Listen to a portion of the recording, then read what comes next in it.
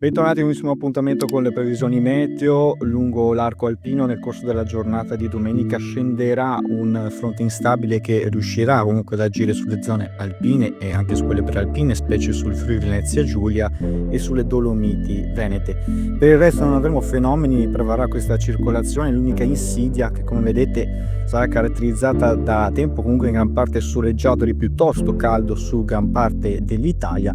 Ovviamente questo dovuto all'anticiclone subtropicale di matrice africana, ovviamente che si espanderà da sud-ovest e come vedete garantirà bel tempo su gran parte dei settori. E come vedete nel corso della prossima settimana questo sarà dovuto poi a un rialzo tanico notevole, anche punte oltre i 36 gradi, clima torrido soprattutto sulla Val Padana e sulle zone centrali. Assisteremo a un'ondata di caldo molto intensa che permarrà almeno fino al 14 del mese, pensate. Intanto andiamo a vedere come il caldo africano e quindi questo fronte instabile non riuscirà ad agire soprattutto sul nord Italia, solamente come dicevo sul Friuli Venezia Giulia e sulle zone prealpine centro-orientali.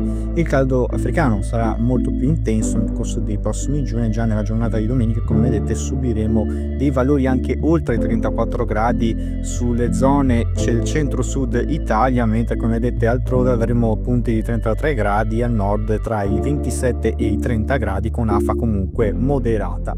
E ovviamente queste le aree che subiranno maggior rischio di fenomeni, mentre altrove non avremo un'attività convettiva se non qualche piovasco pomeridiano sulla Alta Lombardia.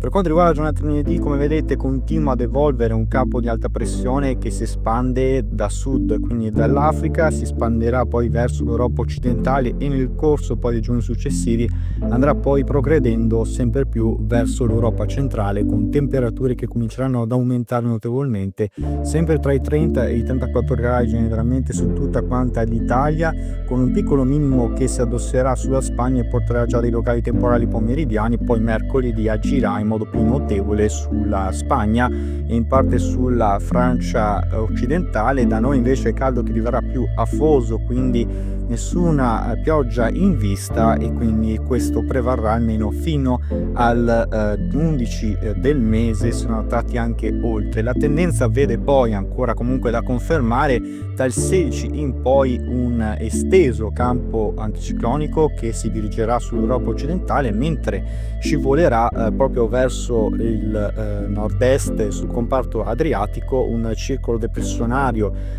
dal nord-est dell'Europa fino ovviamente a questi settori, con rischio di temporali di forte intensità e rischio di grandinate anche di grosse dimensioni.